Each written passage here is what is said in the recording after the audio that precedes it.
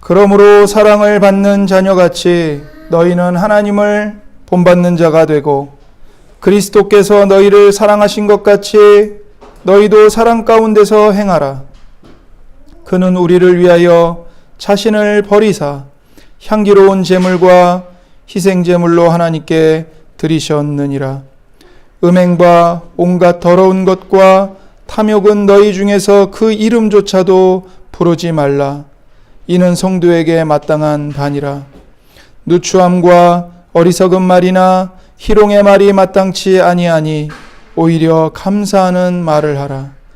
너희도 정녕 이것을 알거니와 음행하는 자나 더러운 자나 탐하는 자 곧 우상 숭배자는 다 그리스도와 하나님의 나라에서 기업을 얻지 못하리니 이는 누구든지 헛된 말로 너희를 속이지 못하게 하라.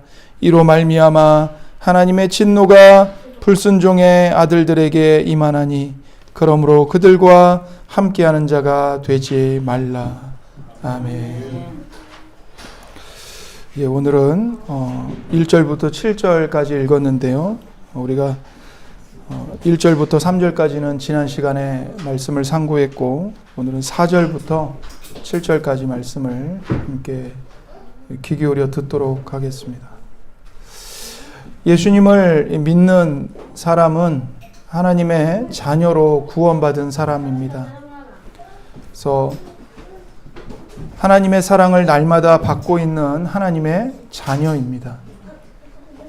그러므로 하나님의 사랑을 받는 자녀답게 예수님을 구주로 믿는 우리는 하나님을 본받는 자가 되어야 합니다. 자녀가 아버지를 본받는 것 당연한 일이죠. 마찬가지로 하나님의 은혜로 하나님의 자녀가 되었으니 자녀인 우리들이 우리의 참된 아버지, 영의 아버지이신 하나님 아버지를 닮는 것은 마땅한 일이고 매우 자연스러운 일입니다.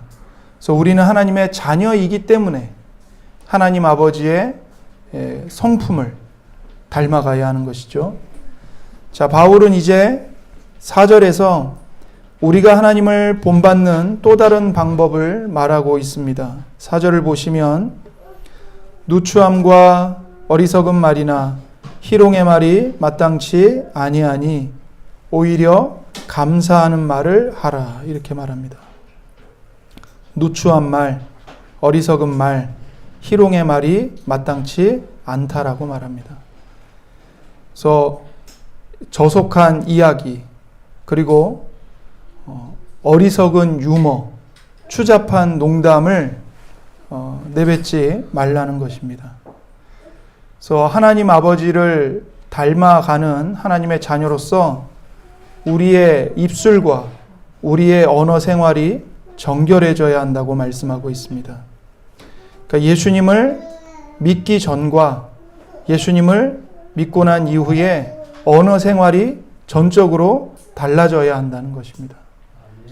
예수님을 믿기 전에 했던 말을 예수님의 피로 깨끗이 씻음받고 난 이후에도 아무렇지도 않게 말을 하고 그런다면 잘못된 것이라는 거죠.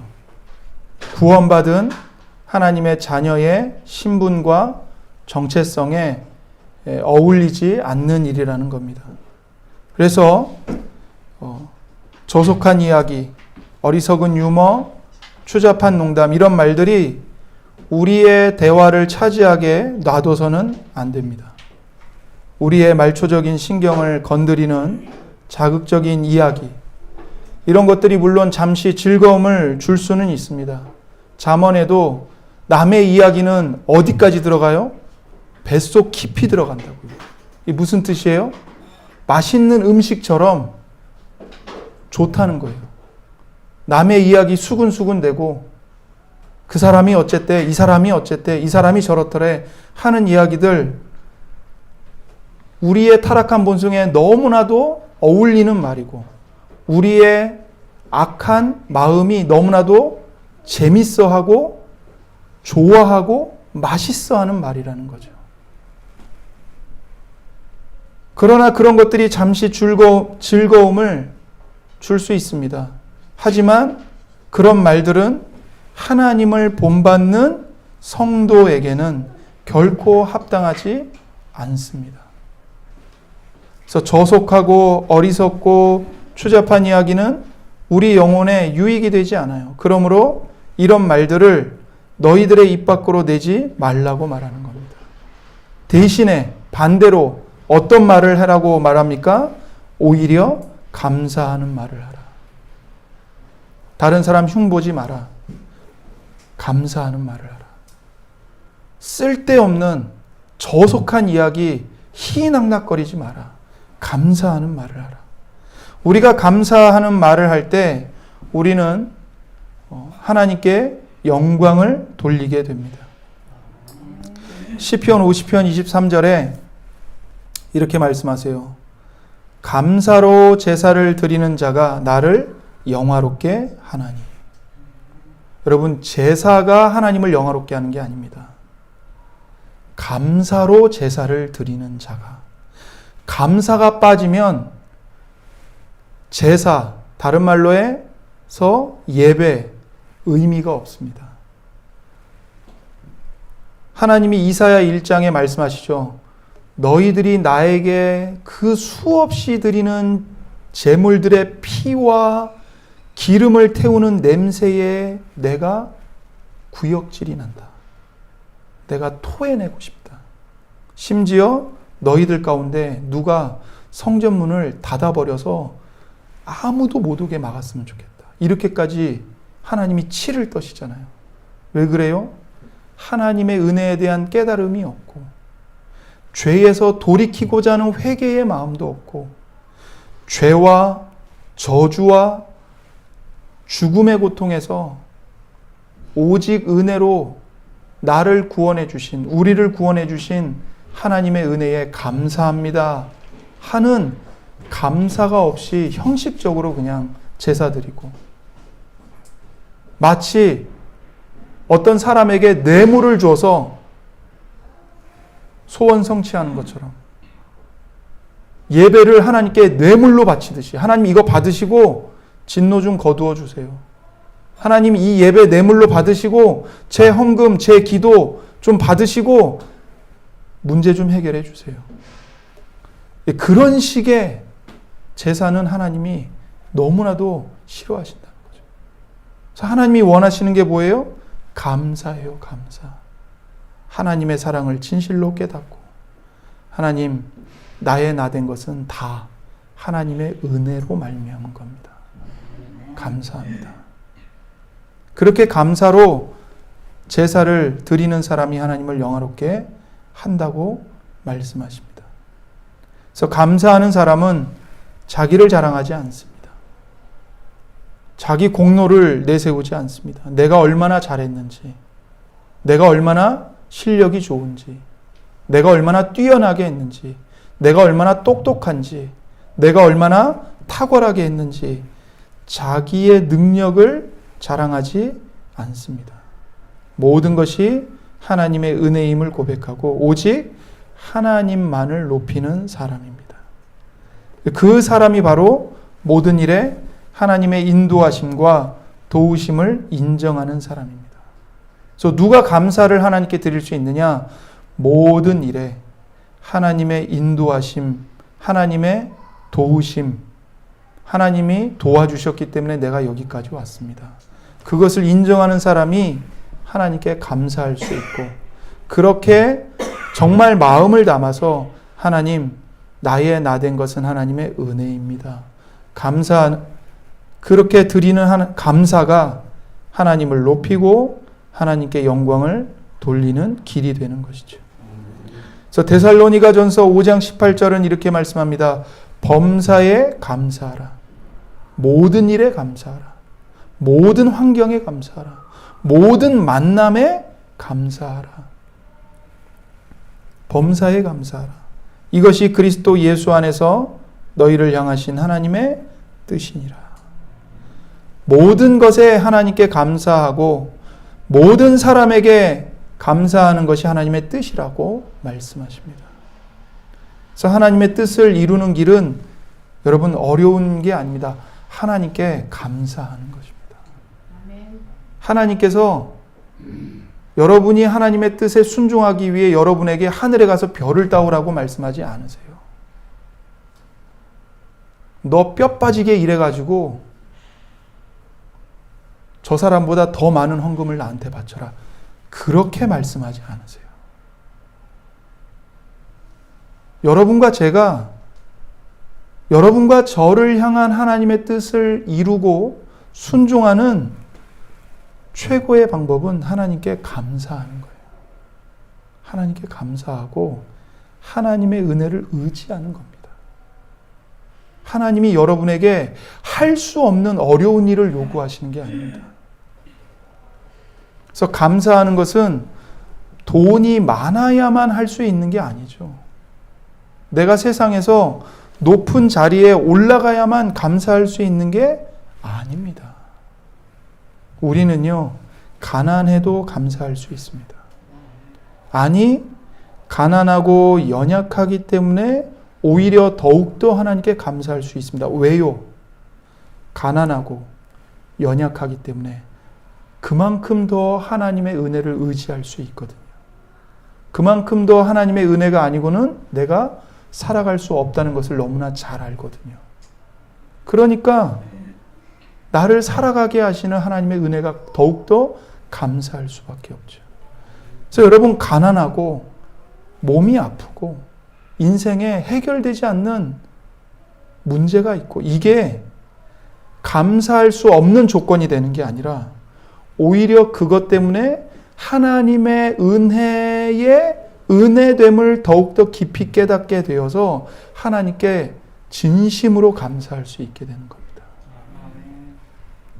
가난함에도 불구하고 감사할 수 있는 것이 아니라 오히려 가난하기 때문에 하나님의 은혜가 나와 함께하니 감사할 수 있는 것이죠.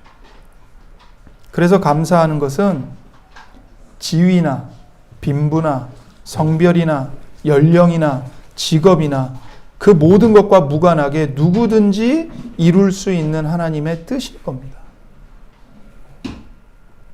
우리가 하나님께 감사할 것 중에 무엇보다 감사해야 할 것이 있습니다. 그게 뭐냐면 우리가 하나님의 말씀을 값없이 들을 수 있다는 것입니다.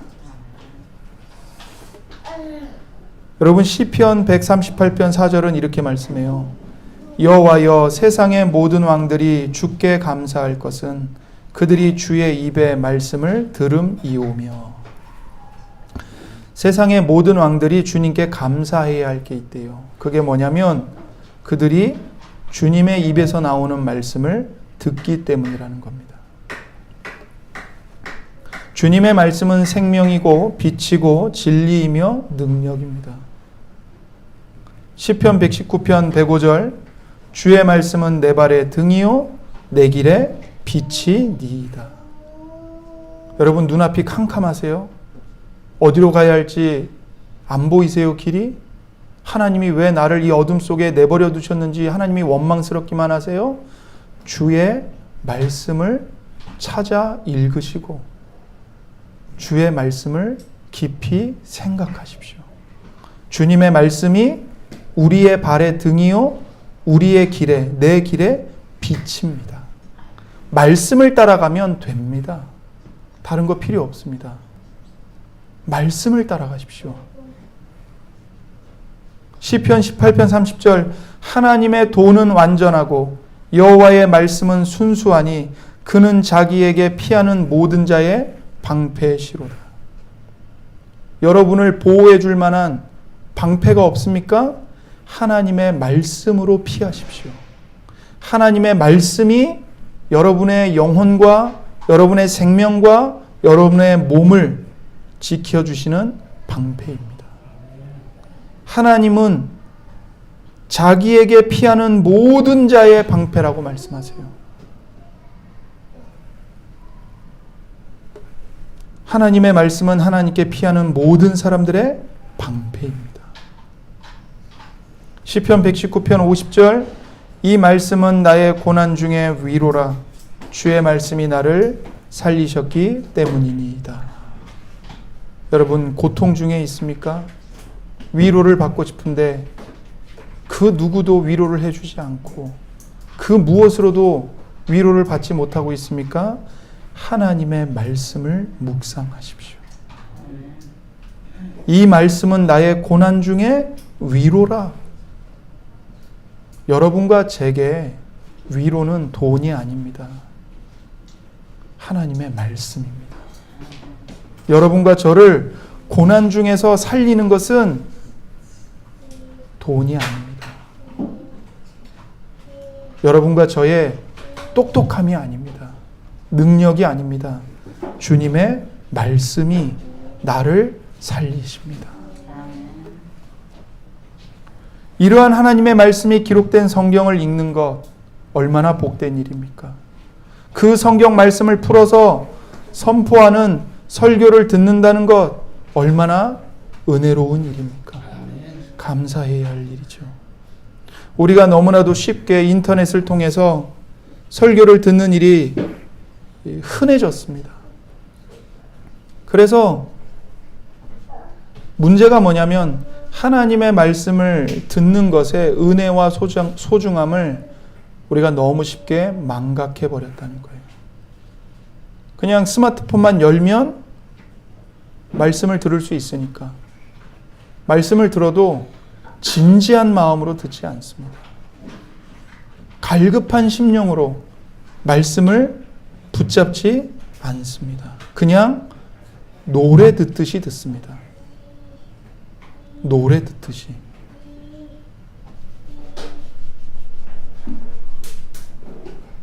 매우 우려되는 일이죠.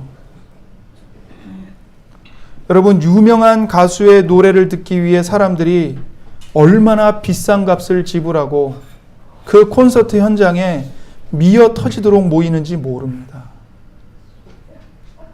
하물며 하나님의 말씀을 듣고 하나님을 예배하는 데에는 우리가 과연 얼마나 우리의 마음과 힘을 쓰고 있습니까? 사람의 노래와는 비교할 수 없는 하나님의 말씀을 듣는데 너무도 가볍게 여기는 것은 아닌지 우리 자신을 돌아봐야 합니다. 우리는 저속하고 추잡한 이야기가 아니라 하나님의 말씀을 날마다 들어야 하고 그렇게 말씀을 값없이 들을 수 있다는 사실에 우리는 마땅히 주님께 감사해야 합니다. 5절을 보십시오. 5절을 보겠습니다. 너희도 정녕 이것을 알거니와 음행하는 자나 더러운 자나 탐하는 자 곧 우상 숭배하는 자는 다 그리스도와 하나님의 나라에서 기업을 얻지 못하리니. 바울은 이제 5절에서 음행하는 자, 더러운 자, 탐하는 자의 이 말로 마지막 결말이 얼마나 무서운 것인지를 말하고 있습니다. 그 마지막이 무엇입니까? 하나님 나라에서 기업을 얻지 못한다는 거예요. 예수님 말씀대로 하면 바깥 어두운 데로 쫓겨나서 슬피 울며 이를 갈게 될 거라는 겁니다. 여기서 바울 사도는 탐하는 자를 우상 숭배자로 규정합니다. 필요 이상으로 무언가를 가지려고 하는 것, 그게 탐욕이죠. 그런 사람은 반드시 그 사람이 탐하는 그것의 종으로 종속되게 되기 마련입니다. 탐욕은 나 자신과 내가 탐하는 그것을 종교적인 관계로 묶어버립니다, 여러분. 그래서 내가 무엇을 탐하잖아요. 그럼 내가 탐하는 그것은 반드시 나의 우상이 됩니다. 그리고 그 우상이 된 그것은 나를 지배하고 나를 조종해요. 내 생각, 내 말, 내 행동, 내가 뭔가를 선택하고 판단하고 결정을 내리는 것, 그 모든 걸 우상이 나를 지배하게 되는 거예요. 사람들은 형상을 만들고 그 앞에 절하는 것만 우상숭배라고 쉽게 생각합니다. 그렇지 않습니다. 그런 것이 없어도 내가 뭔가를 탐내고 있다면 그것이 곧 나에게 우상이 되는 겁니다. 우상을 숭배하는 것과 다르지 않은 거죠. 그래서 음행, 더러운 것, 탐욕에 집착하면 그 사람은 하나님 나라에서 유업을 받을 수가 없습니다. 6절을 보십시오. 누구든지 헛된 말로 너희를 속이지 못하게 하라. 이로 말미암아 하나님의 진노가 불순종의 아들들에게 임하나니. 그러므로 바울 사도는 이제 6절에서 속임수에 빠지지 말라고 말합니다. 누구든지 헛된 말로 너희를 속이지 못하게 하라는 거예요. 왜냐하면 음행하는 자, 더러운 것을 추구하는 자, 탐하는 자, 곧 우상 숭배자는 어떻게 되기 때문에 그래요? 하나님 나라에 들어갈 수 없기 때문입니다. 그러니까 누구든지 거짓말로, 헛된 말로 너희를 속이지 못하게 하라는 거예요. 여기서 헛된 말은 앞에서 언급한 누추한 말, 어리석은 말, 희롱의 말을 가리킵니다. 또한 성도들로 하여금 음행에 빠지게 하고 온갖 더러운 것에 얽매이게 하고 탐욕에 빠지게 하는 이 유혹하는 말을 가리키는 거예요. 거기에 속아서 넘어가게 되면 불순종의 자녀에게 임한 하나님의 진노가 임하게 될 거라는 겁니다. 여러분 기억하십시오. 하나님의 진노는 불순종의 자녀들에게 반드시 임합니다. 불순종의 자녀들이란 하나님을 싫어하고 하나님께 불순종하고자 하는 악한 마음에 악한 영에게 지배를 받고 있는 사람들을 가리키는 거예요. 그래서 그들의 주인이 누구냐면 불순종의 영이에요. 마귀, 더러운 귀신들, 악한 영들.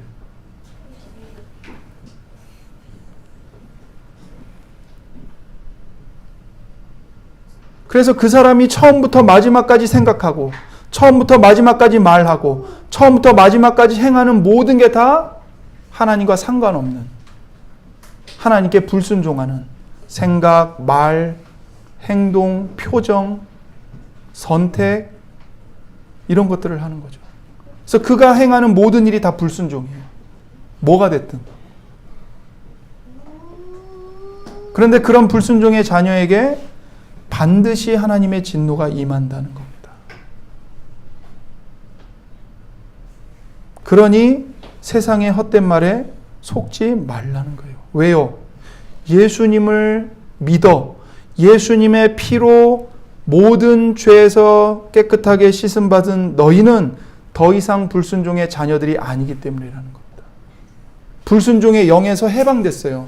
거룩한 성령 하나님에 의해 성령 하나님, 하나님의 성령께 붙들림 바 된 하나님의 자녀들로 해방됐다고요. 불순종의 영에서 해방되어서 하나님의 거룩하신 영, 성령님께 사로잡혔다고요. 그러니 속지 말라는 겁니다. 세상이 너희를 속이게 놔두지 말라는 거예요. 세상은 돈이 많아지면 행복할 거라고 말합니다.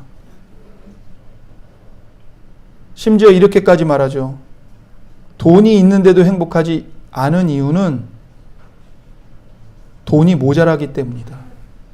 돈을 더 벌어봐라. 그러면 진정 행복해질 것이다. 세상은 그렇게까지 얘기해요.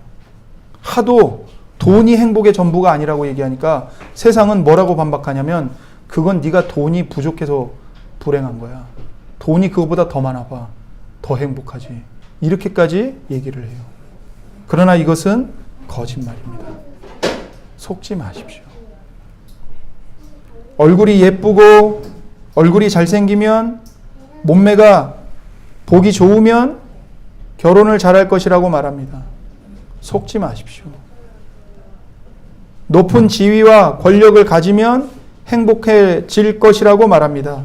속지 마십시오. 여러분을 괴롭히는 사람 혹은 문제만 사라지면 행복해질 것이라고 말합니다. 속지 마십시오.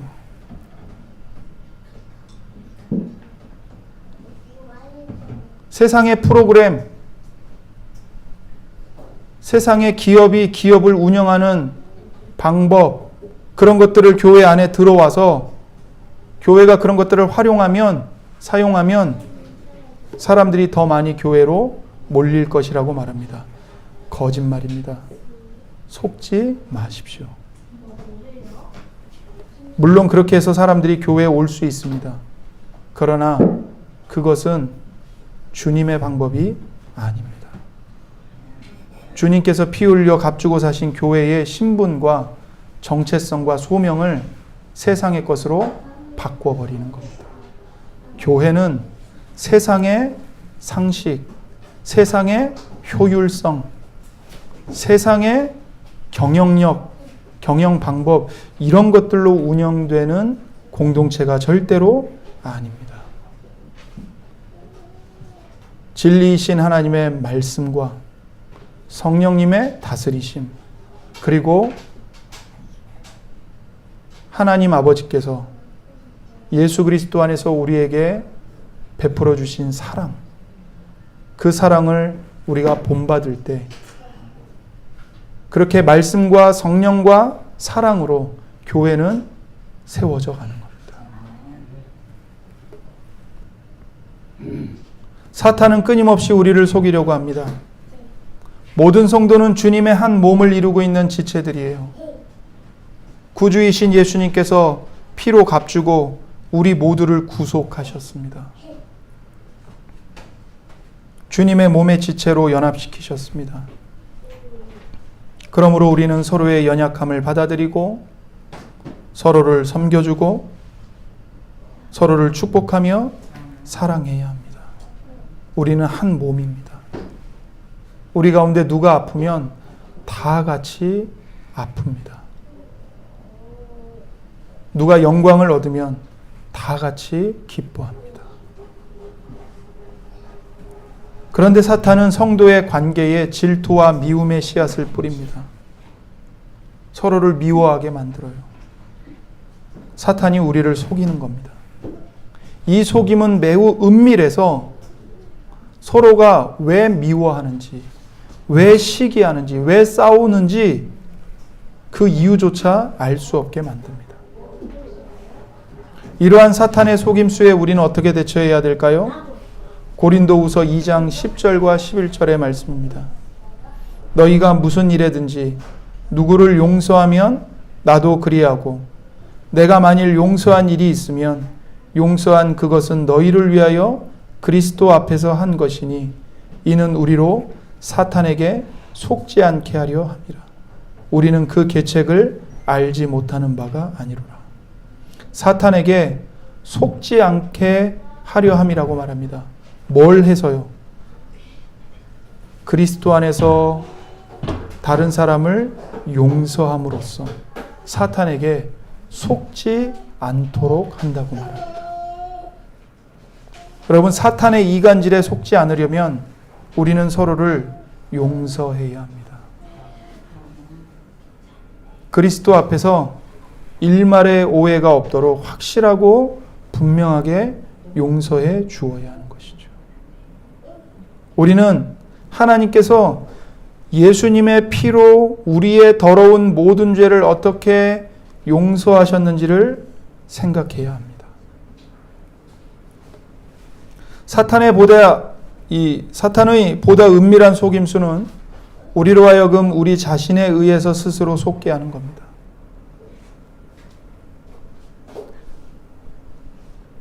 여러분, 많은 사람들이 착각을 하는 게 뭐냐면 다른 사람이 나를 속인다고 생각을 해요. 내가 저 사람 때문에 속았어. 그런데 실상은요, 자기가 자신을 속이는 겁니다. 자기 자신에게 속아 넘어간 거예요. 타인에게 속는 경우가 있지만 그 근본 뿌리를 추적하면 놀랍게도 우리는 우리 자신에 의해서 속아 넘어간 거예요. 우리 안에 있는 욕심, 시기, 질투, 탐욕, 내 소견에 옳은 대로 행하고자 하는 이 부패한 마음, 이것들이 내 자신을 속이는 겁니다. 사탄과 다른 사람은요, 나의 부패한 마음을 자극하고 이용할 뿐이에요. 결국 자기 자신에게 스스로 속아서 음행에 빠지고 더러운 것에 빠지고 탐욕에 지배당하게 되어서 하나님의 진노도 피할 수 없게 되는 겁니다. 누가 나를 속여서 음행에 빠지는 게 아니에요.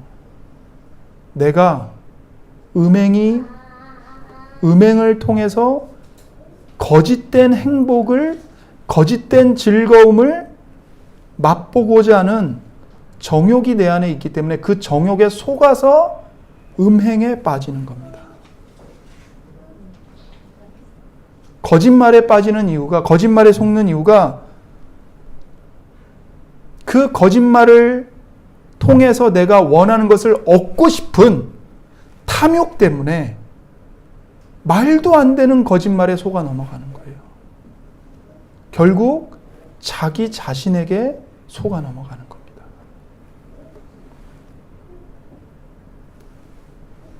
그러므로 우리는 우리 자신을 늘 하나님의 말씀의 빛으로 조명하고 살펴봐야 하는 겁니다. 내 안에 어떤 욕심이 있는가? 내 안에 어떤 속임이 내 안에 있는가? 내 안에 어떤 정욕이 내 안에 있는가? 우리는 이 문제를 우리 스스로의 힘과 능력으로 해결할 수 없습니다. 우리는 죄인이에요.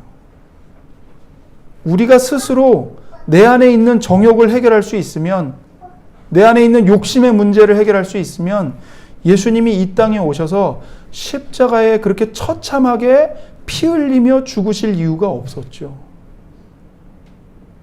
십자가는 우리에게 뭘 선명하게 선포하고 있습니까? 너는 할 수 없다. 너는 아무것도 아니다.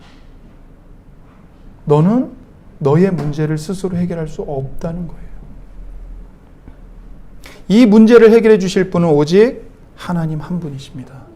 성부, 성자, 성령, 삼위일체 하나님밖에 없어요. 그러니 우리는 내 자신을 주목하지 말아야 합니다. 우리의 구원을 이미 완성하신 하나님을 바라봐야 돼요. 권능의 하나님, 전능하신 하나님을 바라봐야 돼요. 여러분, 성부께서는 우리를 위해 어떤 일을 하셨습니까? 우리를 사랑하사 성부께서는 자기 독생자를 내어주셨습니다.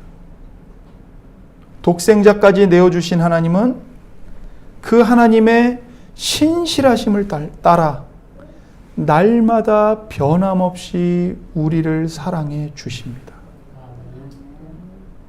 여러분, 하나님의 자녀들은요, 날마다 하나님의 변함없는 사랑을 받고 있어요. 하나님의 사랑은 절대로 취소되지 않습니다. 우리는 하루에도 수십 번, 수백 번, 수천 번 마음이 뒤바뀌는 간사한 자들이에요. 그러나 하나님은 우리를 향해 일편단심이십니다. 한 번도 두 마음을 품어보신 적이 없어요, 하나님. 날마다 그렇게 우리에게 사랑을 쏟아붓고 계십니다. 우리는 날마다 하나님 아버지의 사랑을 받고 있는 자녀들입니다. 성자 예수님께서는 우리를 위해 어떤 일을 행하셨습니까? 자신을 십자가에 버리사 향기로운 제물과 희생 제물로 하나님께 드리셨습니다. 그 십자가에서 흘리신 그 피로 우리의 모든 죄를 영원히 단번에 씻어버리셨습니다. 영원히 깨끗하게 하셨습니다, 우리를. 성령 하나님께서는 어떤 일을 행하고 계시죠? 우리를 거듭나게 하시고 예수님의 십자가의 대속의 공로를 믿게 하시고 이제는 우리 안에 들어오셔서 우리 안에 내주하셔서 날마다 우리를 위해 탄식하시며 날마다 우리를 위해 중보하십니다. 여러분과 제가 어떻게 기도해야 할지 그것조차 몰라서 절망하고 헤매고 있을 때조차도 성령님은 우리 안에서 탄식으로 우리를 위해 기도하시며 우리를 중보하십니다. 그러므로 우리는 우리 자신을 보면 안 돼요. 내 힘으로 죄와 싸워서 이기려고 하면 안 돼요. 우리는 날마다 우리를 용서하시고 우리를 사랑하시고 우리를 완전히 구원하신 삼위일체 하나님을 날마다 매 순간마다 바라보고 주목해야 합니다.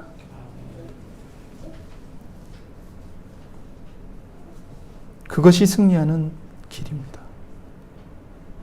우리 안에 진리의 영이신 성령님이 거하세요. 그 성령 하나님께 날마다 도와달라고 간구하고 성령님을 의지해야 합니다.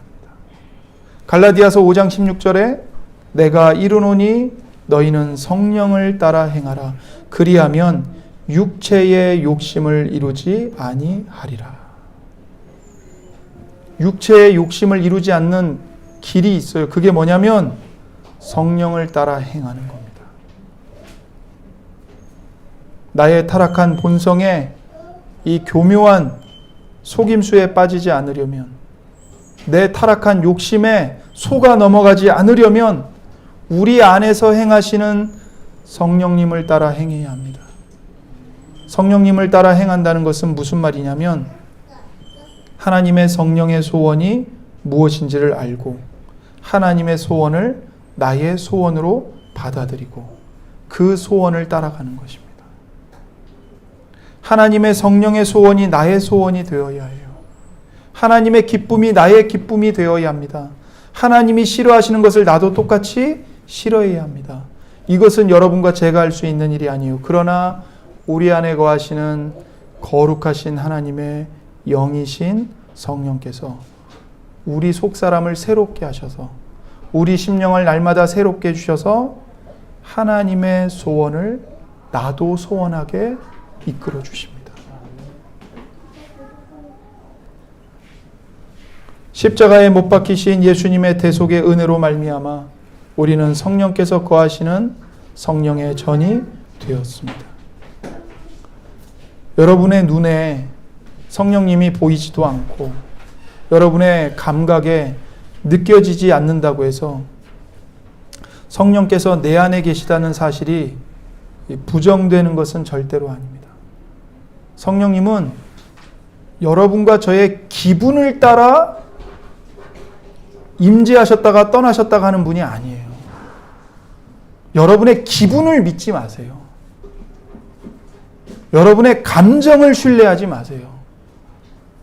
여러분의 기분이 어떠하든, 여러분이 어떤 감정을 느끼고 있든, 여러분이 어떤 일에 처해 있든 예수님의 십자가의 대리속죄의 은혜 때문에 성령님은 여러분 안에 계시고 여러분을 품고 계십니다. 성령님은 절대로 하나님의 자녀를 떠나시지 않습니다. 여러분이 십자가에 못 박힌 예수님을 나의 주, 나의 하나님으로 믿고 있다면 하나님의 성령이 여러분 안에 거하신다는 사실을 신뢰하십시오. 믿으십시오. 그리고 그 성령님이 계시기 때문에 우리는 육체의 본성을 이길 수 있다는 것을 믿으십시오.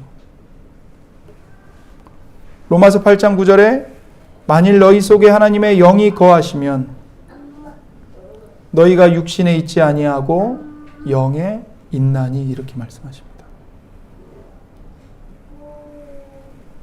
너희 속에 하나님의 성령이 거하시기 때문에 너희들은 더 이상 육신 아래에 있지 않다는 겁니다.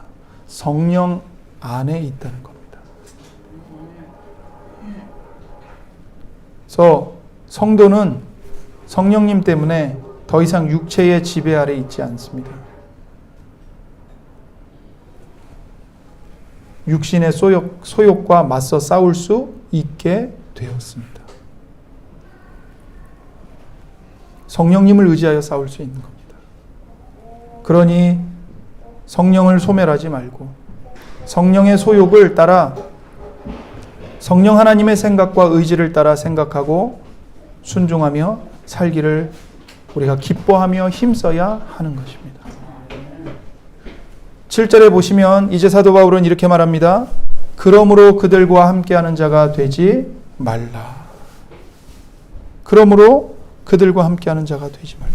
하나님의 진노가 불순종의 아들들에게 임하기 때문에 그들과 함께하는 자가 되지 말라는 겁니다. 여러분, 소돔과 고모라 성이 하나님 앞에 죄가 관영해서 하나님이 이 유황불로 소돔과 고모라 성을 심판하시고 멸망하게 하셨는데, 그때 하나님의 천사가 가서 누구를 꺼내오죠? 롯을, 아브라함의 조카 롯을 건져내잖아요.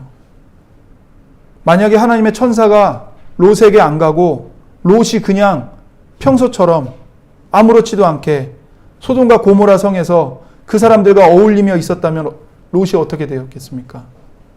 같이 유황불에 멸망당하는 겁니다. 나와야 되는 거야. 나와야 돼. 바울은 그들과 함께하는 자가 되지 말라고 말합니다. 사람은요, 자기와 생각이 비슷하고 성격이 비슷하고 취미가 비슷하고 기호가 비슷하면 그 사람에게 끌립니다. 그리고 함께 어울려 다닙니다. 유유상종이라는 말이 있잖아요. 만약 우리가 이 불순종의 자녀들에게 끌리고 있다면, 바꿔 말하면 예수님을 믿지 않는 사람들, 그리고 세상의 미디어, 세상의 문화, 하나님을 부인하는 세상의 소리에, 세상의 말들에 우리 마음이 끌리고 있다면 그것은 내 안에 그들과 같은 불순종의 생각과 성향이 있기 때문입니다.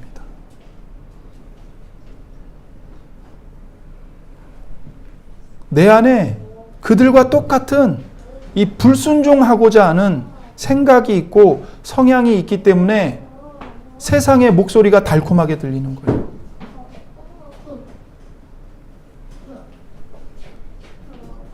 그러므로 우리는 하나님께 불순종하고자 하는 우리의 타락한 마음을 날마다 십자가에 못 박아야 합니다.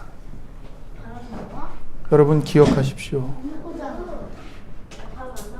예수님의 피로 값주고 산바된 여러분은 이미 예수님을 믿고 삼위일체 하나님의 이름으로 세례를 받았을 때에 여러분의 옛사람을 예수 그리스도와 함께 십자가에 못 박았음을 기억해야 합니다.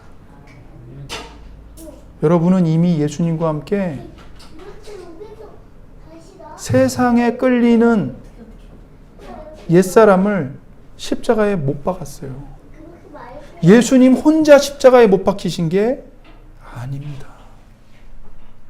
사도 바울이 뭐라고 고백해요? 나에게 자랑할 것은 오직 예수 그리스도의 십자가 외에는 없다라고 말해요. 그러면서 이렇게 말하죠. 내가 그리스도와 함께 세상에 대하여 내가 십자가에 못 박히고 또 세상이 나에 대하여 십자가에 못 박혔다라고 말을 해요.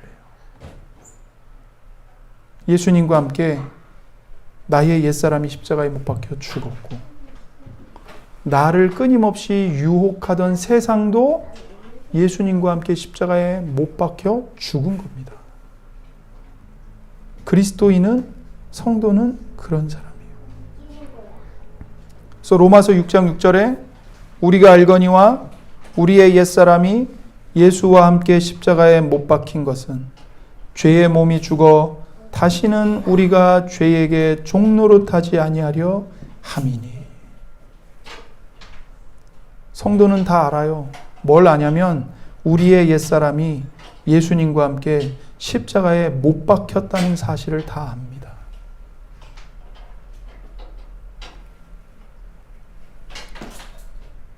오해하지 마십시오. 나의 옛사람이 이미 십자가에 함께 못 박혔기 때문에 더 이상 내 안에는 죄를 향해 끌리는 마음이 없어야 된대요. 근데 왜 나는 오늘도 여전히 죄를 향해 마음이 이렇게 기울어지는가? 그것은 옛사람의 습성이 아직 우리 몸에 남아있기 때문인 거예요. 옛사람은 이미 못 박혀 죽었어요. 근데 뭐가 남아있어요? 옛사람 때 내가 자연스럽게 내 몸에 취했던 그 습관, 습성이 남아있는 거예요. 그럼 어떻게 해야 되겠습니까? 그 습성을 하나씩 하나씩 깨트려 가야죠. 연단받으며, 훈련받으며, 끊임없이 말씀 묵상하고, 기도하고, 하나님께 내 몸을 내어드리고, 다른 사람을 내 손과 발로 섬기면서 내 몸 안에 남아있는 이 옛사람의 습성을 날마다 죽여가야죠. 훈련해야 됩니다. 그러나 그것 때문에 그 옛사람의 습성이 남아있다고 해서 예수님을 믿는 여러분과 제가 구원받지 못합니까? 아니요. 이미 예수님의 십자가의 피로 구원은 완성된 겁니다. 구원이 완성되었기 때문에 거룩한 하나님의 자녀로 이미 구원받았기 때문에 내 몸에 남아있는 죄의 습성을 날마다 죽이기를 힘써야 하는 것입니다. 그러므로 우리는 불순종의 자녀들이 되지도 말고 그들의 마음을 품지도 말고 그들의 말을 내뱉지 말고 그들의 행실을 따르지 말아야 합니다. 그들과 함께하는 자가 되지 말라고 해서 그들과 밥도 먹지 말고 그들과 같이 일도 하지 말고 그런 뜻이 아닙니다. 그러면 우리는 우주 밖으로 나가야 돼요. 그런 말이 아니죠. 그들과 함께하지 말라는 것은 같은 공간에 있지만 같은 사회에 있고 같은 직장에 있고 같은 현장에 있지만 가치관이 그들을 따라가서는 안 된다는 거예요. 삶의 목적, 삶의 목표, 그 목적을 이루어가는 방식, 걸어가는 길, 그것이 하나님을 부인하는 자들, 불순종의 자녀들과 똑같이 따라가서는 안 된다는 것입니다. 우리는 하나님을 따라가야 합니다. 예수님을 따라가야 합니다. 잠언 24장 1절에 이렇게 말씀합니다. 너는 악인의 형통함을 부러워하지 말며 그와 함께 있으려고 하지도 말지어다. 악인의 형통함을 부러워하지 마십시오. 그리고 그들의 형통함을 따라가지 마십시오. 여러분 각자에게 짊어져 있는, 여러분 목에 짊어져 있는 십자가를 짊어지고 예수님을 따라가시기 바랍니다. 하나님을 본받는 자가 되시기 바랍니다. 하나님의 성품을 닮아서 선하고 의롭고 자비롭고 너그럽고 부드럽고 정직하고 거룩한 사람들과 함께 걸어가십시오.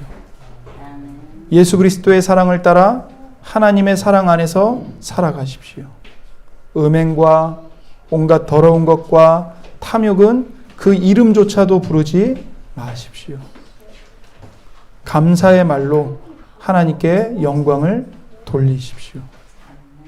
자기를 희생하신 예수님의 사랑을 본받아 서로에게 자신을 내어주고 사랑으로 섬기십시오.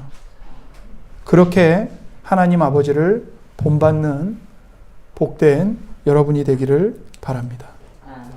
기도하겠습니다. 하나님 아버지 감사합니다.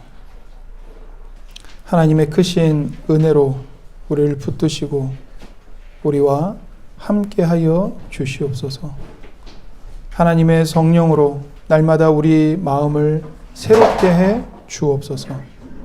우리 몸 안에 남아있는 죄의 습성, 옛사람의 습성, 음행과 온갖 더러운 것과 탐욕을 날마다 십자가에 못 박게 해 주옵소서. 누추한 말, 더러운 말, 희롱의 말 십자가에 못 박게 해 주옵소서.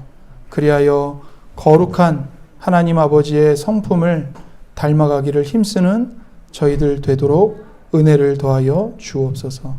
무엇보다도 죽어 마땅한 죄인인 우리를 위해 성부, 성자, 성령 삼위일체 하나님께서 행하신 그 구원의 놀라운 일들을 날마다 주목하고 바라보고 묵상하는 저희들 되게 해 주옵소서.